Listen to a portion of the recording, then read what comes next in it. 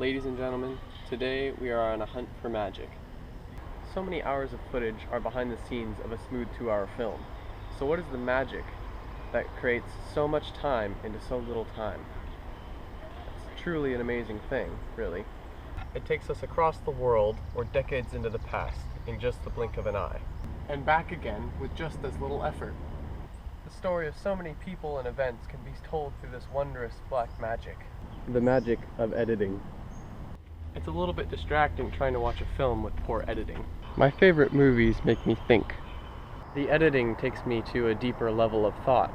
Editing really helps me think outside the box about the ideas and concepts that are presented in the movie. It's a little bit distracting trying to watch a film with poor editing. According to Dan Dansinger, I hope I pronounced that correct, the art of editing occurs when the combination of 2 or more shots takes meaning to the next level.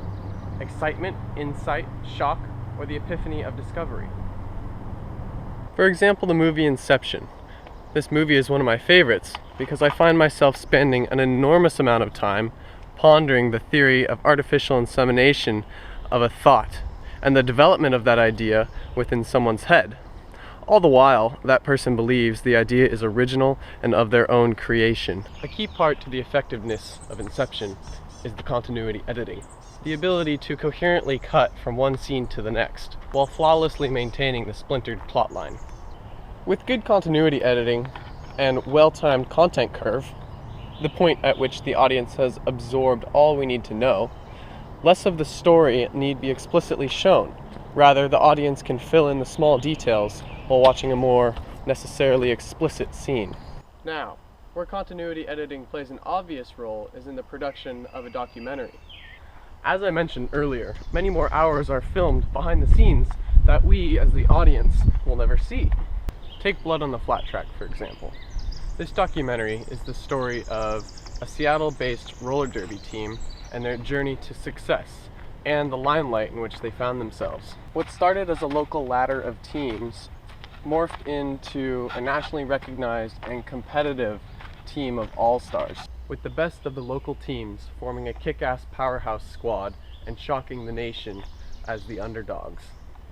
They are the Rat City Roller Girls. Though these women are not in the sport of roller derby for having the glitz and glam of having their name out there, but rather for the love of the game. It's a little bit distracting watching a film with poor editing. The women of the Rat City Roller Girls come from all walks of life, but as this documentary portrays so well, they all skate as one coherent team. The documentary Blood on the Flat Track was less than 2 hours long, yet the story took place over months and months and crossed many states over the US. Yet the audience was able to follow their journey from hometown Seattle to national recognition. Though the journey of the Rat City Roller Girls was not always smooth sailing, the editing of Blood on the Flat Track made for a clear and coherent story. My name is Nathan, and that was the magic of editing presented through Blood on the Flat Track.